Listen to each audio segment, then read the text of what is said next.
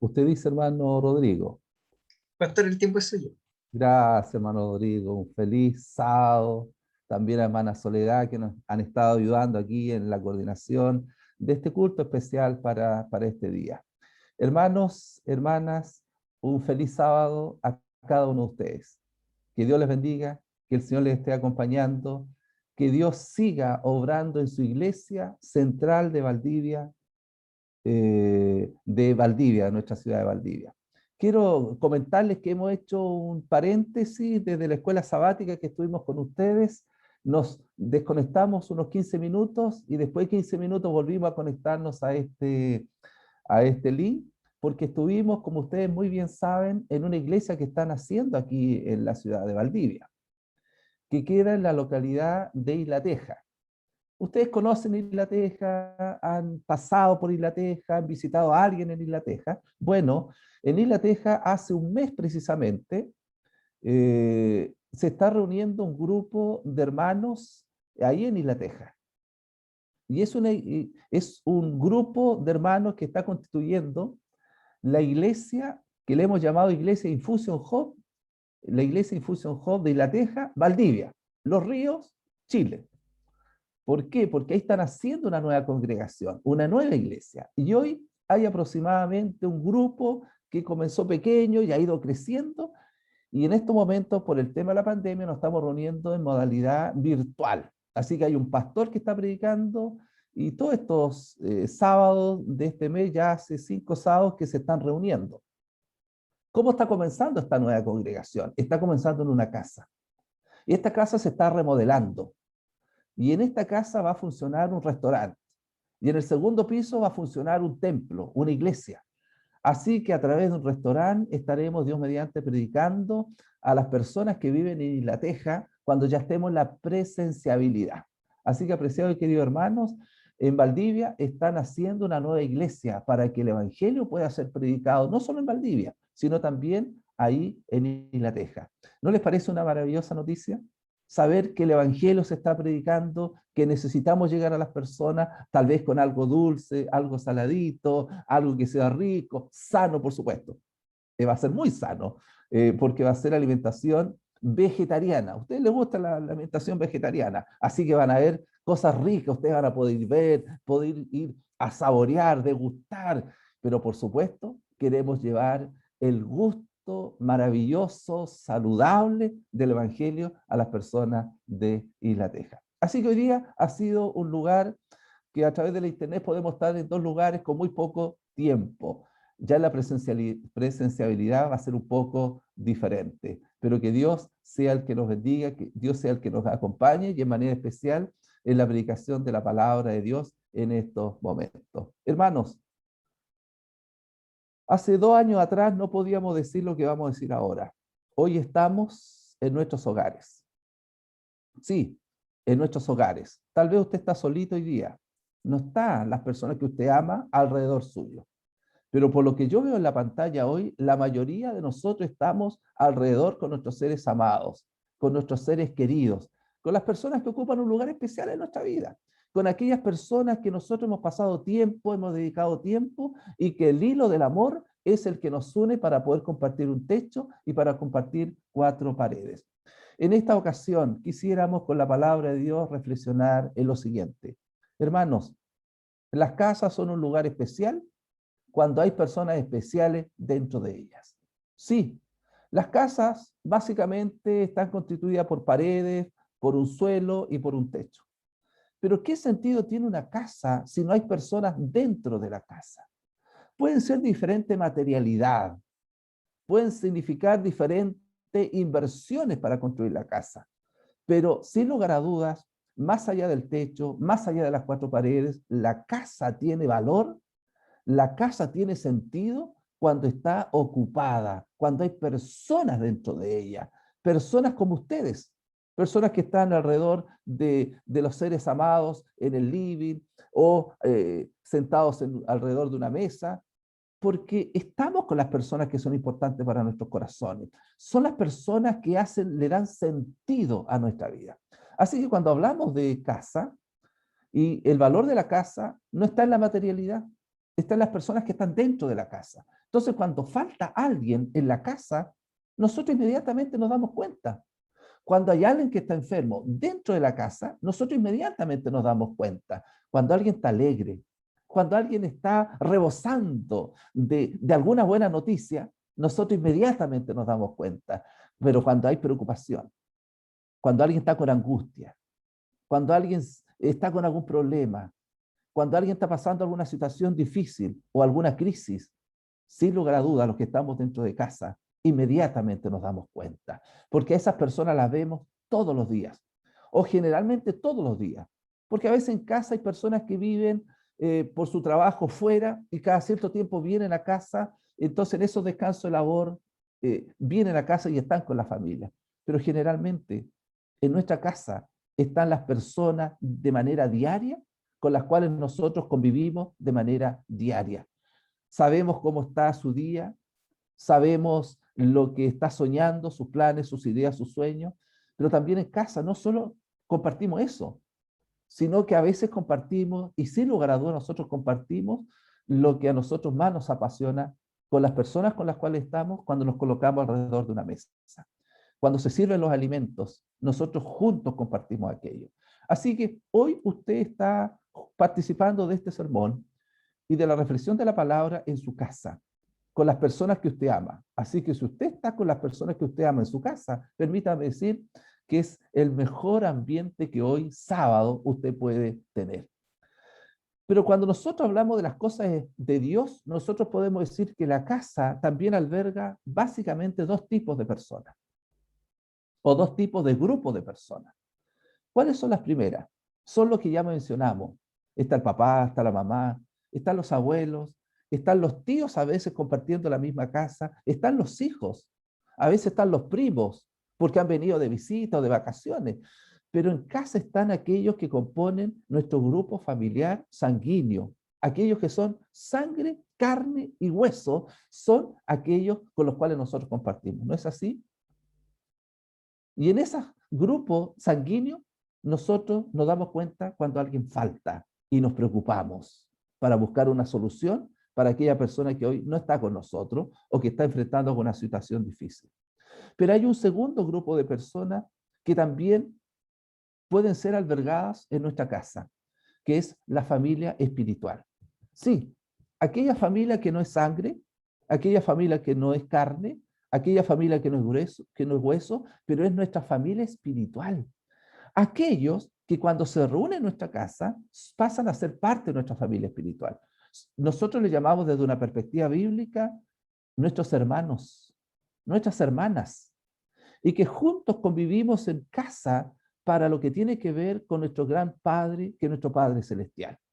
Y Jesús, que nos ha llamado hermanos según el Evangelio. Así que en la familia espiritual también está Dios, nuestro Padre, el gran Padre, que es nuestro Creador y que también es nuestro Salvador en la persona de nuestro Señor Jesucristo, que es nuestro hermano, como así también lo dice las Escrituras. Jesús es nuestro Redentor. Jesús también nos llama hermano, nos da ese privilegio de llamarnos hermano con Él. Pero también nos da la oportunidad con personas que tal vez en algún momento de nuestra vida no los conocíamos y que tal vez son diferentes a nosotros, porque tienen historias diferentes a nosotros cuando están bajo nuestro techo y dentro de nuestras cuatro paredes. Nosotros les llamamos hermanos, les llamamos hermanas y debemos vivir como hermanos, pero también debemos vivir con nuestras hermanas. Eso significa que tenemos una familia sanguínea a quien amamos, pero también, hermano, tenemos una familia que es una familia espiritual a quien nosotros también tenemos que amar. Eso significa, queridos hermanos, que si somos parte de una familia sanguínea, nosotros debemos decir, alabado sea Dios. Pero puede ser que alguno de nosotros, en nuestros hogares, solo tenemos familia sanguínea y en nuestros hogares no estamos compartiendo la bendición de tener familias espirituales con las cuales nosotros nos reunamos, tal vez no todos los días, tal vez no todos los días, pero tal vez a lo menos una vez a la semana, nosotros debiéramos, bajo la premisa de lo que nos enseña la palabra de Dios, nosotros poder compartir también con la familia, que es la familia espiritual, que es lo que Dios también nos insta. Porque cuando nosotros nos sentimos tristes o nos sentimos contentos, cuando nosotros nos sentimos con sueño o cuando nosotros nos sentimos pareciera ser que atrapados en la oscuridad donde no tenemos solución, no tenemos una puerta donde podamos nosotros encontrar luz para buscar una solución para nuestras dificultades, o no tenemos con quién compartir lo que hay en nuestro corazón o en nuestra mente, nosotros necesitamos también la familia espiritual. ¿Por qué? Porque cuando nosotros tenemos una familia espiritual que se alberga, que tiene una residencia en nuestros hogares, nosotros también podemos detectar de manera muy temprana cuando nosotros necesitamos ser la persona que ayude en su vida espiritual, cuando está desanimado, cuando está con problemas, cuando está con dificultades, cuando está enfermo espiritualmente. Ahí la familia espiritual también es una familia en el nombre del Señor. Por eso que yo quisiera que juntos nosotros pudiésemos comprender que cuando somos una familia espiritual, hay lecciones que tenemos que aprender de lo que significa ser un discípulo, de lo que significa ser una discípula de Cristo. Y para ello, ¿qué mejor que buscar una iglesia que están haciendo? Una iglesia que el Señor fundó, una iglesia que sus apóstoles, sus discípulos ahora comienzan a construir y esta iglesia comienza a crecer. En Hechos de los Apóstoles, nosotros nos vamos a encontrar con una situación bien especial en el capítulo 5, versículo 33, donde dice que ellos, oyendo esto, se enfurecían y querían matarlos. Miren, qué interesante este texto, pero aislado no nos ayuda mucho hasta que nosotros podamos comprender el contexto en el cual aparece esta declaración del capítulo 5. Si nosotros vamos, y ustedes me ayudan, y juntos buscamos la palabra de Dios, Hechos de los Apóstoles, capítulo 5, nos vamos a encontrar con un contexto que nos va a llevar a este versículo 33, que tiene que ver con el costo o el precio o lo que se desprende de lo que a veces un hijo de Dios y una hija de Dios tiene que vivir al ser un discípulo seguidor de Cristo. En Hechos capítulo 5, nosotros nos vamos a encontrar que aparece un matrimonio. Sí, su nombre, Ananías y Zafira. Ananías pareciera ser que era un nombre común en los tiempos de los apóstoles. De hecho, cuando nosotros vamos a este libro que estamos revisando, en el capítulo 9, nos vamos a encontrar que ahí se menciona a otro Ananías que es un seguidor de Cristo, un discípulo de Cristo. ¿Qué pasa con Ananías y Zafira? Siendo un matrimonio que ha escuchado la palabra de Dios, pareciera ser que no habían entregado de manera completa su corazón a Cristo, ni tampoco estaban cumpliendo con lo que habían prometido para el avance de la obra de Cristo. Nosotros podemos decir en el versículo número 9 del capítulo 5, como una declaración de parte de Dios a través de sus discípulos en forma de pregunta. ¿Por qué convinisteis en tentar al Espíritu del Señor?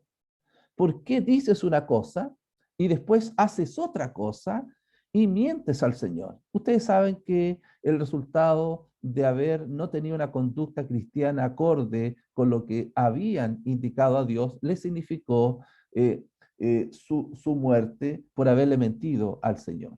Luego nosotros encontramos desde el versículo 12 hasta el versículo número 16 del capítulo 5, miren los resultados maravillosos de lo que hace cuando hombres y mujeres se colocan en las manos de Dios y comienzan a predicar de la verdad y del amor y de la salvación del Señor Jesucristo. Versículo número 12, la parte final dice que estaban todos unánimes.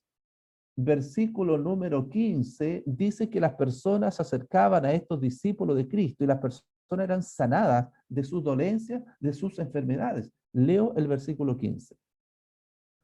Tanto que sacaban los enfermos a las calles y los ponían en camas y los ponían en camillas para que al pasar Pedro, a lo menos su sombra cayera sobre alguno de ellos. Verso 16. Aún de las ciudades vecinas venían muchos, ¿cierto? Venían muchos a Jerusalén trayendo enfermos y atormentados de espíritus inmundos, y dice la palabra del Señor, todos eran sanados. Miren por favor a un Pedro que está disfrutando del Evangelio.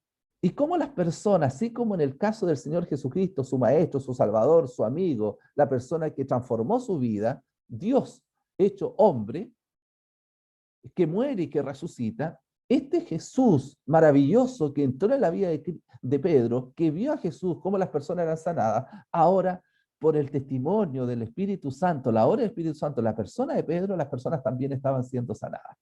Pareciera ser que Pedro está en una caminata directa, ascendente, lo que significa de la palabra del Señor. Pero a veces los problemas, a veces las dificultades, a veces los obstáculos, a veces cuando se está avanzando de manera pareciera sin problema, aparecen los problemas. Cuando los hijos de Dios y las hijas de Dios están en una caminata donde aparentemente es suave, es tranquila, es reposada, hay paz, no hay dificultades, igual aparecen las dificultades. Pedro, que está siendo un instrumento, pero poderoso en la mano del Señor, las personas están siendo sanadas, las personas están recibiendo curación. Hay milagros a través de Pedro, por la obra del Espíritu Santo. Los obstáculos aparecen también en Pedro. Pedro junto a Juan son tomados prisioneros por el mensaje que están entregando, son encarcelados y aquí ahora aparece la oportunidad de poder testificar. Yo quisiera que, quedándonos en el capítulo 5 de Hechos de los Apóstoles, versículo número 34, aparece en este concilio, en esta reunión, en esta instancia donde Pedro y Juan están siendo juzgados, aparece un fariseo en este concilio. Porque este concilio estaba preocupado de saber por qué, quiénes y quién les daba autoridad a estos discípulos para hablar de Jesús, que para aquel entonces era un Jesús que no era considerado por los grandes eruditos de aquel entonces como el Mesías, ni estaban de acuerdo de que el Evangelio de Jesús pudiese ser predicado. Y aquí encontramos a Pedro. El Pedro que las personas, por las cuales las personas eran sanadas, eran curadas. Encontramos a Pedro ahora en una situación muy compleja. Está siendo cuestionado, está siendo juzgado, está siendo encarcelado. Y hay planes de poder quitarle la vida. En este contexto, permítame decir lo siguiente, que cuando los hijos de Dios, cuando las hijas de Dios están en problemas, nunca pasarán los problemas solos ni solas, porque Dios estará con ellos. Segundo, no solo Dios estará con ellos, cuando personas como usted testifican de la palabra de Dios, cuando personas como usted, que es fiel al Señor y está pasando dificultades, Dios nunca usted lo deja solo. Pero segundo, Dios siempre va a buscar terceras personas que a usted lo defiendan, que a usted la defiendan, que a usted le den solución, que a usted le den respuesta, que a usted le ayuden a salir de tal o cual situación que usted está enfrentando por causa del Evangelio. Dios siempre va a colocar instrumentos suyos que van a intervenir por usted o van a abogar por usted o que van a ser precisamente el instrumento usado por Dios para que usted salga de la situación que usted está. Eso se llama confianza en Dios. Eso significa creerle a Dios. Eso significa no temer al futuro, a menos que olvidemos cómo Dios nos ha conducido en el pasado y cómo Dios nos está conduciendo en el presente. ¿Cómo podemos ver esto? Hermanos, humanamente, Pedro y Juan estaban con serias dificultades que le podía significar la cárcel y podría significarle la muerte. Pero aquí en el versículo 34, nosotros nos encontramos con alguien que interviene en ese momento diciendo lo siguiente en este concilio. Y este hombre se llama Gamaliel. ¿Quién era Gamaliel? Gamaliel era uno de los hombres más respetados dentro de la cultura del mundo judío. Pero no solo era respetado por lo que él era, sino por lo que él había representado, que era un doctor de la ley, conocedor de la ley. Y lo que nosotros podemos encontrar aquí es precisamente eso. Miren lo que dice el versículo 34 al 37. Entonces, levantándose en el concilio, un fariseo llamado Gamaliel, y por favor, Lucas, el médico que escribe el libro de Hechos de los Apóstoles, destaca lo siguiente para que tenga sentido y fuerza la declaración de Gamaliel dice que era un doctor de la ley. Y doctor de la ley significaba que era alguien respetado y conocedor no solo de la Torá o lo que nosotros llamamos el Pentateuco, sino que también de los libros Neví o los libros los profetas del Antiguo Testamento. Era un conocedor y era un intérprete de lo que decía la palabra sagrada del Antiguo Testamento. Venerado de todo el pueblo, sí, porque se lo tenía en alta estima. Más dice, mandó que sacasen fuera por un momento a los apóstoles. De hecho, incluso un hombre con muy buen criterio, muy conocedor de cómo se puede conducir una reunión, pero también un hombre sabio. Antes de hablar, antes de expresar él su opinión sobre lo que estaba ocurriendo, pide que salgan estos dos discípulos del lugar para que abiertamente y claramente pueda expresar en la intimidad del concilio lo referente a estos varones como Pedro y Juan. Y él dijo así, varones israelitas, le habló a sus pares, mirad por vosotros lo que vais a hacer respecto a estos dos hombres. En otras palabras, pone una advertencia, cuidado, cuidado con lo que se va a hacer, cuidado con la decisión que se va a tomar, porque podríamos estar en lo cierto, pero también podríamos estar errados. Y agrega, y él hace un poco de historia de los hechos que han ocurrido en los últimos años ahí en la zona de la Palestina. Porque antes de estos días, antes de lo que estamos nosotros enfrentando, había un hombre llamado Teudas. Pero él fue Teudas, diciendo que él era alguien. A este se le unió un número como de 400 hombres, pero él fue muerto. O sea, el levantamiento que había tenido Teudas dentro de la cultura judía o en Palestina había sido rápidamente aplacada. Así como él surgió este liderazgo de Teudas, fue inmediatamente disminuido este levantamiento que se había tenido. Y no solo eso, sino que el caudillo, el líder llamado Teudas, había fallecido. Así lo dice. Y todos los que le obedecían, los que se habían levantado junto con él, fueron dispersos, fueron dispersados, fueron reducidos. Y no quedó nada de ese levantamiento que se había tenido social y religioso de aquel entonces. Y agrega un segundo elemento. ¿Ustedes se acuerdan de Judas? Judas el Galileo, que había sido otro, el que también se había levantado dentro de la cultura palestina. ¿Se acuerdan de Judas? Le habla a sus pares. ¿Se acuerdan de él? ¿Se acuerdan que en el censo él también se había levantado? Llevó en pos de sí a muchos del pueblo. Pero pereció también él, y todos los que le obedecían fueron dispersos. Así que lo que este hombre llamado Gamaliel le está diciendo con mucha sabiduría, con mucho tacto, con mucha, tal vez, pedagogía, a sus padres le está diciendo, mire, nosotros hemos tenido en el último tiempo dos grandes revueltas, dos grandes levantamientos, uno de Teudas y uno de Judas. Los dos fueron, no tuvieron las consecuencias positivas o las secuelas positivas, sino que estos surgieron y se desvanecieron. No quedó nada de eso.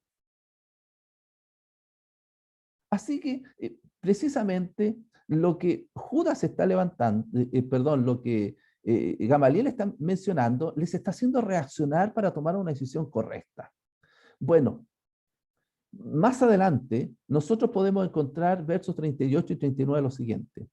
Y él dice así, de manera muy sabia, así como aparecen personas como instrumento de Dios para defenderlo a usted, para intervenir por usted.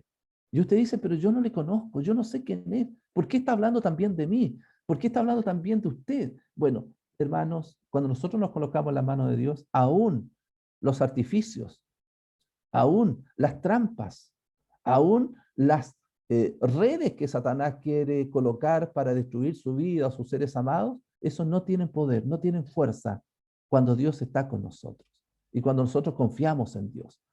Eh, y eso pasa en lo cotidiano como pasa también en las temáticas más profundas y más difíciles que a veces nosotros tenemos que ver. Cuando Cristo está con nosotros, la pregunta es, ¿quién contra nosotros? ¿Quién contra usted? Nadie. Y aquí nosotros estamos viendo de manera milagrosa un hombre que tal vez debió haber hablado así como sus padres está hablando de manera diferente, de manera de hacer racionar de tal forma a sus pares que ellos puedan tomar una decisión justa. Y aquí viene una intervención que sin lugar a dudas no es humana. Aquí hay obra del Espíritu Santo que está obrando a través de esta persona. Verso 38, verso 39 dice así. Y ahora os digo, apartaos de estos hombres, déjenlos, porque si este consejo o esta obra es de los hombres, se desvanecerá. Y eso es lo que pasó con Teudas, eso pasó con Judas, eso es precisamente lo que Gamaliel está reflexionando en la tesis que le está presentando. Miren, lo de Teudas no funcionó, lo de Judas no funcionó. Y él está diciendo, y lo de Juan y Pedro puede que no funcione. Pero aquí viene lo interesante, déjenlo, porque si este consejo es obra de hombre, se va a desvanecer. Hermano, aquí hay una verdad, y es una verdad cierta. Cuando los hombres levantan proyectos, sueños, metas, desafíos, planes, lo más probable es que vayan a desvanecerse. En las cosas espirituales no se trabaja con el poder humano. En las cosas espirituales no se trabaja con el potencial humano. En las cosas espirituales no se trabaja con los sueños humanos. Cuando en las cosas espirituales trabajamos con Dios, lo que el hombre piensa, lo que el hombre dice, lo que el hombre testifica, tiene valor. Porque es la palabra de Dios, es el mensaje de Dios, es lo que Dios representa en seres humanos como instrumentos, como vasijas, pueden tener valor, efecto y poder en la vida de los seres humanos. Gamaliel está diciendo una verdad. Si esto es de seres humanos, va a desvanecerse. Pero aquí inserta entonces este valor que nosotros deberíamos considerar también en nuestra vida espiritual, como familia espiritual. Dice así, si es humano, va a desaparecer, se va a desvanecer. Y si es de Dios, y aquí está la reflexión, hermano. Y si es de Dios, y si lo que estos hombres están diciendo es de Dios, y si el testimonio que ellos están entregando es de Dios, ¿ustedes van a hacer lo mismo que Teudas o Judas? ¿Será que nuestra decisión debe ser diferente si es de Dios? Hermanos, dice Gamaliel, con mucha sabiduría y sin lugar a dudas con impresión del Espíritu Santo, miren, dejemos tranquilos a estos hombres, dejemos que ellos hablen lo que tienen que hablar, dejémoslo. Si es de seres humanos, va a pasar lo mismo que Teudas y Judas. Esto va a desaparecer. Queden tranquilos. ¿Y si es de Dios? ¿Y si es el mensaje de Dios? ¿Qué decisión vamos a tomar si esto es de Dios? ¿Vamos a luchar contra Dios? ¿Vamos a hacer una barrera para que las cosas de Dios no se digan? ¿Y si es de Dios? Y aquí, entonces, Gamaliel dice, mire, si es de Dios, ustedes no van a poder destruir a estos hombres, ni el mensaje de estos hombres. Ustedes quieren luchar contra ellos, piénsenlo primero. Deje que esto se dé de manera natural. Si es de hombre, va a desvanecerse. Si es de Dios, por mucho que ustedes quieran ser un obstáculo, por mucho que ustedes quieran influir de manera negativa en la palabra, en el testimonio de estos hombres, no los van a poder destruir, porque estarán luchando contra Dios. Eso es precisamente, no la podréis destruir. No seáis tal vez hallados luchando contra Dios. Hermanos, ¿quién puede luchar contra Dios y salir triunfante? Nadie. Este consejo, esta orientación, esta tesis que levanta Gamaliel tuvo oídos receptivos y Pedro y Juan fueron dejados libres. Apreciados y queridos hermanos, ¿cómo podemos aplicar esto también a nuestra vida? ¿Cómo podemos darle sentido a estas palabras de Gamaliel para nuestra vida? Eso nos hace sentir que Pedro y Juan, que estaban fuera de este concilio porque habían sido dejados de lado para que ellos trataran este tema tranquilamente, no sabían lo que estaba ocurriendo adentro.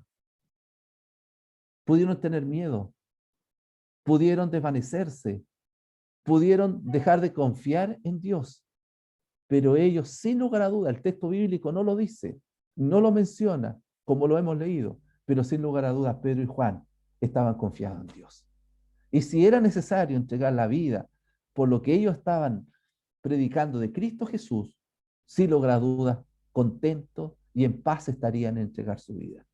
Pero hoy, cuando usted tiene problemas, cuando usted tiene dificultad, cuando usted tiene sueños, sepa, querido hermano y hermana, más allá de la situación que usted está viviendo en su casa, con angustia, permítame decir que usted no está solo.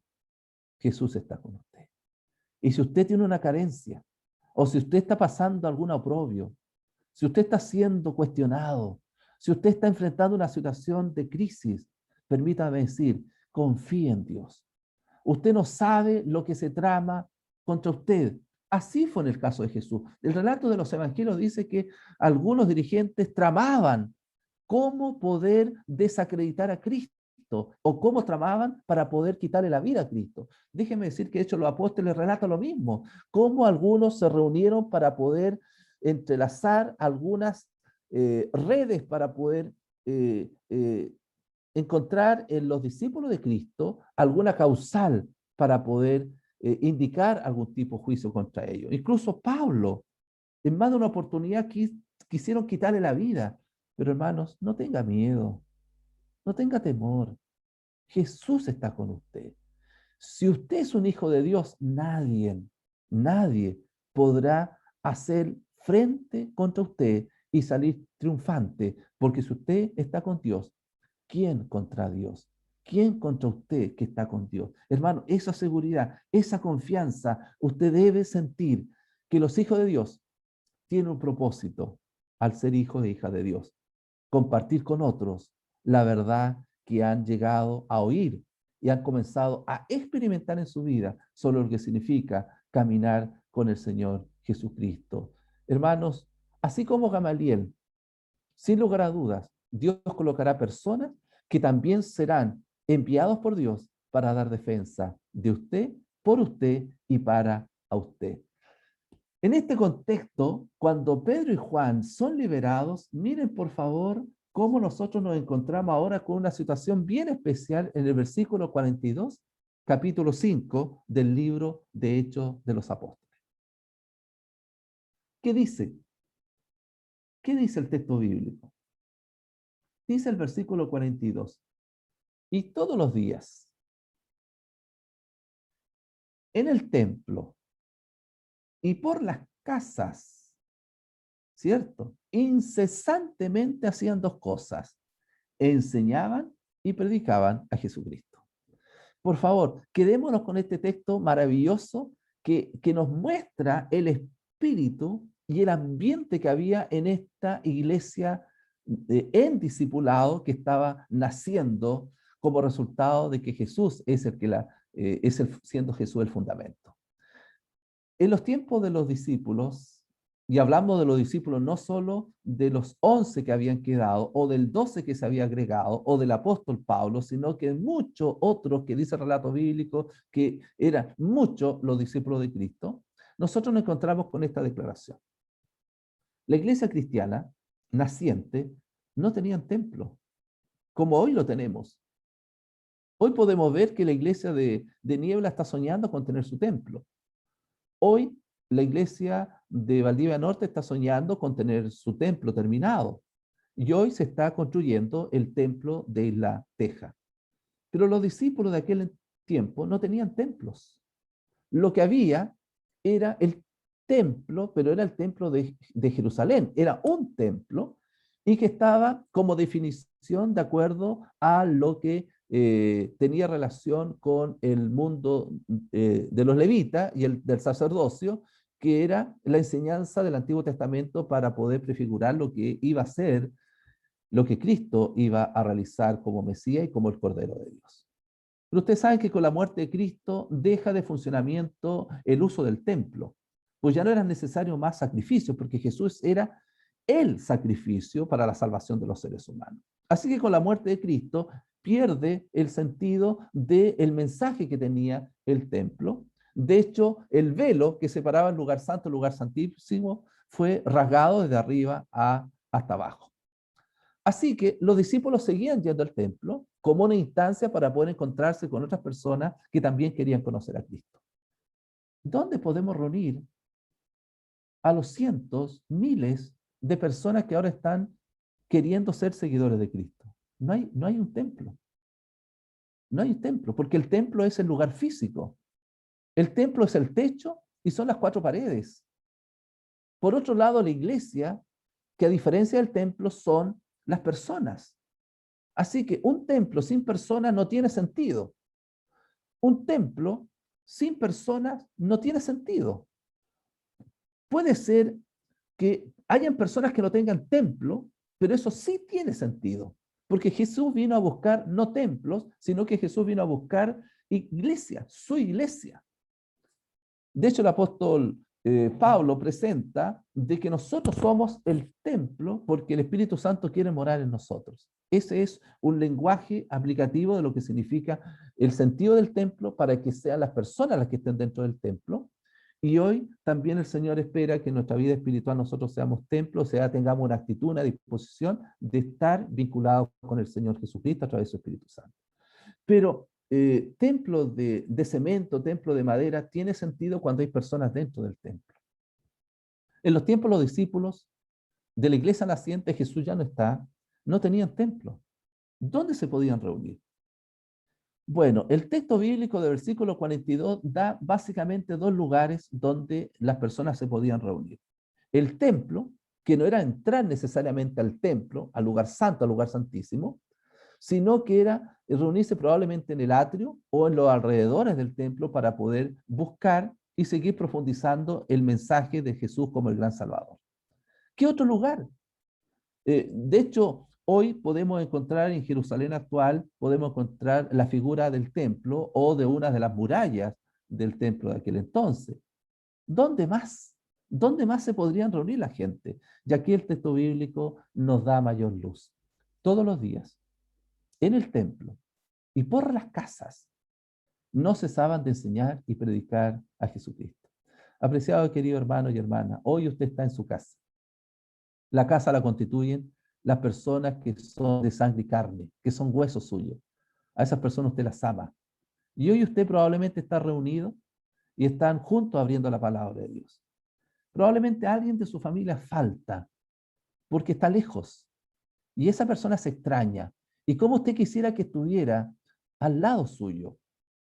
Pero también puede ser que usted esté participando de la palabra de Dios hoy y hay personas que hasta que Cristo no venga por segunda vez, usted no los va a poder ver, porque ya fueron al descanso. Están descansando en el Señor.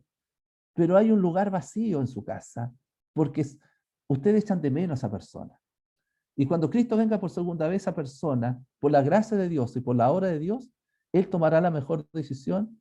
Y si fue fiel al Señor, sin lugar a dudas se encontrará con usted y la familia tal vez estará completa. Pero también debemos pensar que su casa puede ser un lugar para la familia espiritual. Y probablemente alguna persona hoy tal vez no estará con nosotros el próximo sábado, porque estaba luchando sola, solo, y se está alejando de Cristo. Porque el pecado está siendo más fuerte o porque las tentaciones están siendo más fuertes y se está alejando de Cristo. Y probablemente el próximo sábado no le podamos ver. ¿Por qué? ¿Por qué nosotros como familia espiritual tenemos que no ver a esa persona? Probablemente porque esa persona no ha encontrado a alguien o ha encontrado realmente una familia espiritual que le pueda cobijar, que la pueda considerar y la pueda tener como si fuera carne y sangre espiritual, hermano y hermana, y se está yendo y la estamos perdiendo.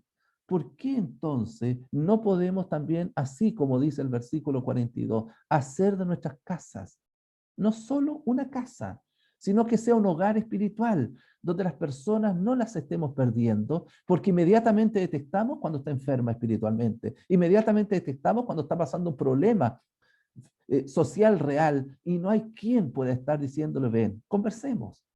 ¿Qué pasa? ¿Necesitas mi ayuda? Ayudémonos mutuamente. Tal vez el próximo sábado perdamos a alguien, porque esa persona no es parte de una casa donde hay una familia espiritual. Es por eso que nosotros podemos sacar una lección maravillosa del versículo 42. ¿Cuál es esta? Que en la casa espiritual, no sanguínea.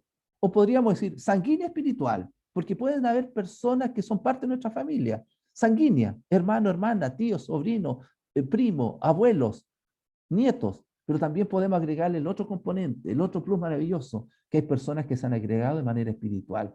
Hermanos, en los hogares, en las casas, se hacían dos cosas fundamentalmente. Se enseñaba, pero también se predicaba la palabra de Dios.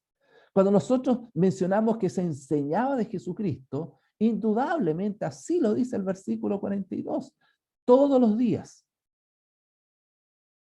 No era esporádico, era todos los días. En las casas, hermanos, se enseñaba la palabra de Dios. Eso es precisamente oikos en griego, casa. Casa dice que no cesaban de enseñar. ¿De quién? De Jesucristo. Hermanos, un mensaje para cada uno de nosotros. No puede pasar un día sin que en nuestras casas no se enseñe de liderazgo, no se enseñe la palabra de Dios. ¿Usted es papá? ¿Usted es mamá? ¿Somos padres? Hermanos, nosotros debiéramos tomar una decisión muy en serio si tenemos hijos. Nosotros debemos todos los días abrir la Biblia para enseñarle a nuestros hijos sobre las cosas de Dios. Eso es claro, eso es transversal para nuestra vida. Si queremos nosotros un futuro de hijos y de hijas espirituales que anden en los caminos del Señor, cuando estemos o no estemos presentes, nuestra mayor herencia es que nosotros le enseñemos a nuestros hijos las cosas de Dios. Usted podrá haber escuchado, y es cierto, lo que mejor podemos darle a nuestros hijos como herencia es una educación. Y eso, ustedes saben que no es fácil ni barato, pero cuando nosotros dedicamos esfuerzo, dedicación, trabajo, abnegación para que nuestros hijos saquen una educación superior y tengan las herramientas para que el día de mañana puedan subsistir o tomar decisiones ya con un trabajo, hermano, eso es solo una parte de la historia que tenemos que hacer como padres. Espiritualmente, nosotros debiéramos todos los días enseñarle liderazgo, enseñarle a nuestros hijos sobre el Señor Jesucristo. Y todos nosotros algo podemos enseñar. Usted podría decir, pero pastor, yo no conozco todo, no sé todo. ¿Qué le voy a enseñar? Comience con lo que usted aprendió desde el primer día que conoció al Señor Jesucristo. Hermanos, los discípulos enseñaban todos los días en las casas, enseñaban del Señor Jesús. ¿Quién es el Señor Jesús? Y eso es lo maravilloso cuando usted ve a un hijo que nace en un hogar cristiano. Los escucha tarareando, los escucha silbando, los escucha cantando sobre cantos del Señor. Se comienzan a aprender historias como la de David, como la de Sansón, y usted comienza a decir que está realmente enseñando a sus hijos lo que significa el Señor Jesús. Y eso es lo maravilloso. Ese es uno de los grandes privilegios que se tiene como padre. En los tiempos de los apóstoles, en los tiempos de esta iglesia que está creciendo, hermanos, todos los días, no dejaban de poder enseñar lo que tenía que ver con las cosas de Jesús, con los temas de Jesús, con las verdades de Jesús. Eso es algo maravilloso. La hermana Elena Harmon de White, en la página 84 y 85 del libro La Educación, ella escribió lo siguiente. A veces les enseñaba cuando estaban sentados en la ladera de la montaña. Eso hacía Jesús con sus discípulos. A veces junto al mar Jesús les enseñaba. A veces desde una barca de un pescador Jesús les enseñaba. Otras cuando iba por el camino Jesús les enseñaba. Cada vez que hablaba la multitud, los discípulos formaban un círculo más cercano a él. Se agolpaban alrededor de él para no perder nada de la instrucción que Jesús entregaba. Eran oidores atentos, anhelosos de comprender las verdades que debían ser enseñadas, didasco, en todos los países y en todos los tiempos. Hermanos, Jesús le enseñaba. ¿En qué momento Jesús le enseñaba? De sí mismo y de las verdades de su Padre, de Dios. En todo momento. Si estaba en la barca, le enseñaba. Si estaba en la montaña, le enseñaba. Si estaba alrededor de la mar de la Galilea, le enseñaba. Si iban caminando, le enseñaba. Yo les pregunto, apreciados queridos hermanos, ¿es suficiente enseñar de Jesús solo 5 o 10 minutos cuando se tiene el culto familiar a los hijos? ¿Es solamente 10 o 15 minutos que nosotros podemos enseñarle a su cónyuge sobre las cosas de Jesús? No, hermano. Es en todo momento, en todo instante, en toda situación.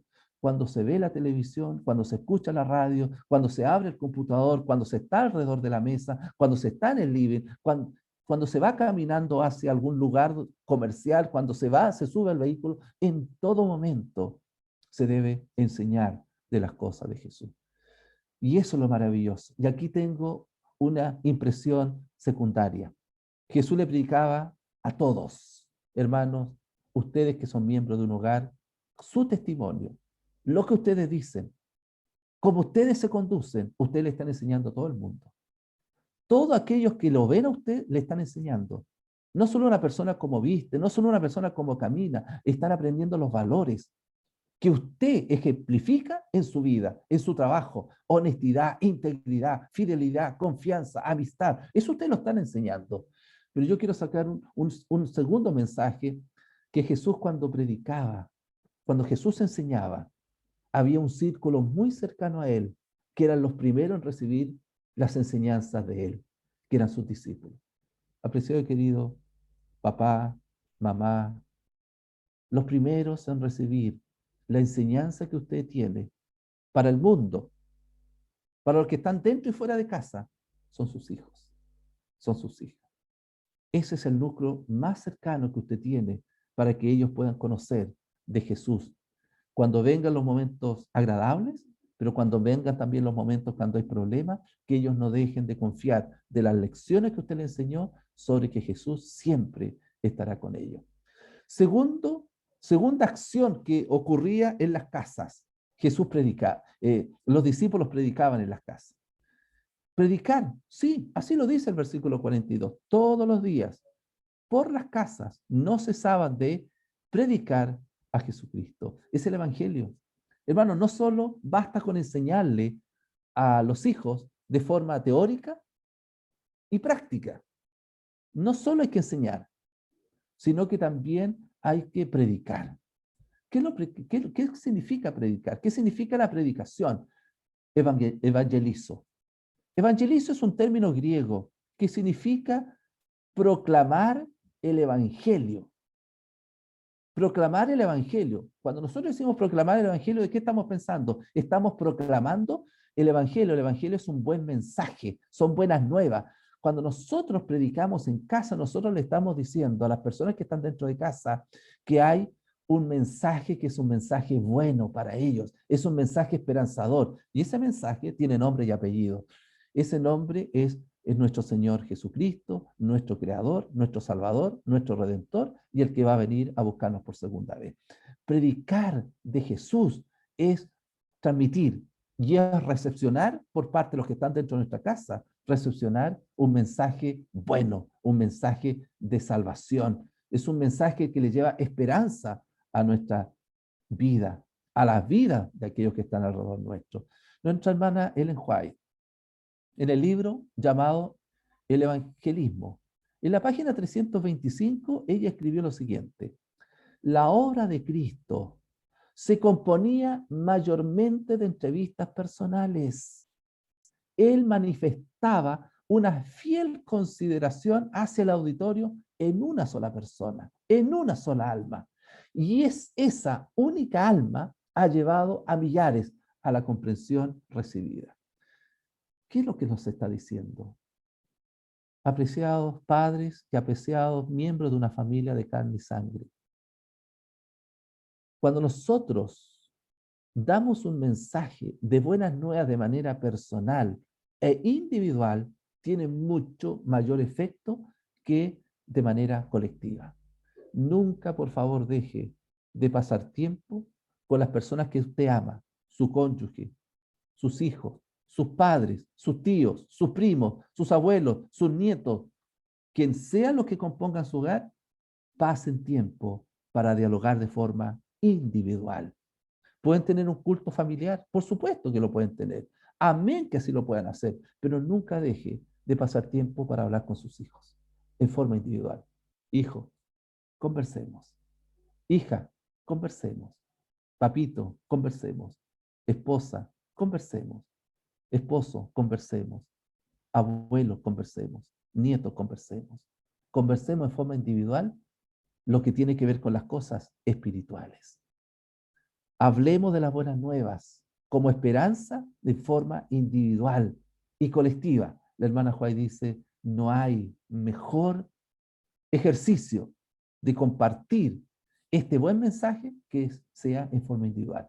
Una persona que recibe un mensaje individual puede impactar, como ella muy bien lo menciona, puede impactar a cientos, a miles, a millones de personas. Apreciados queridos hermanos, ¿qué ocurre en nuestros hogares? ¿Qué ocurre dentro de nuestra casa? Por favor, pueden ocurrir muchas cosas, pero hay dos que son fundamentales. Primero, enseñar de Jesús por teoría, pero de manera especial, por ejemplo.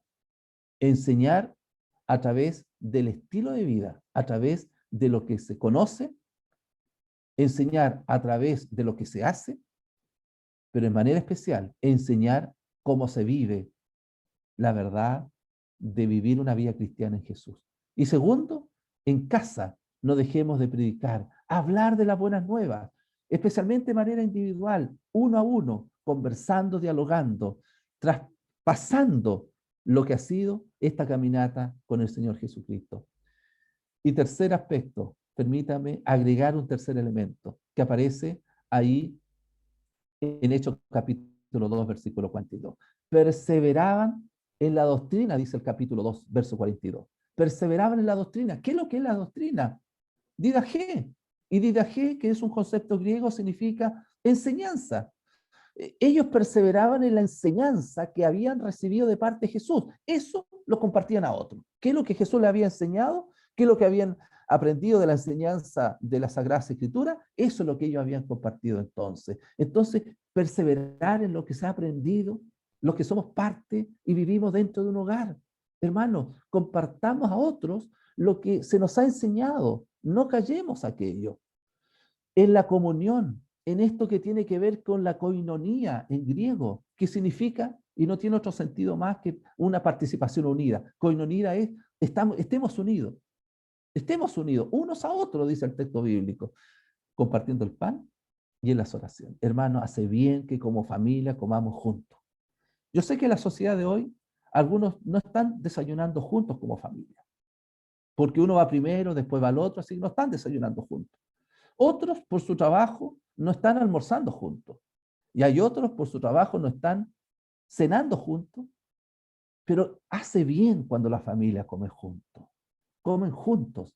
Lo poco o mucho que esté en la mesa no es como comer juntos porque reímos, conversamos, dialogamos las cosas de Dios, contamos nuestros testimonios, junto con lo agradable que es comer el pan en casa.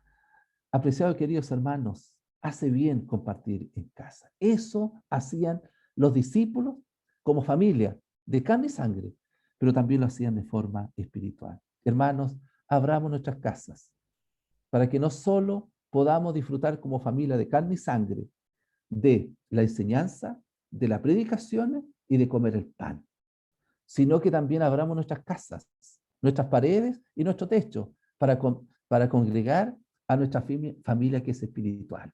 Porque como familia espiritual necesitamos también ser enseñados y ser predicados y juntos poder comer el pan. Hermano, hace bien cuando partimos el pan como familia espiritual. Hace bien, nos nutre, nos permite que los lazos sean más fuertes. Y si alguien se está yendo, podemos nosotros traerlo.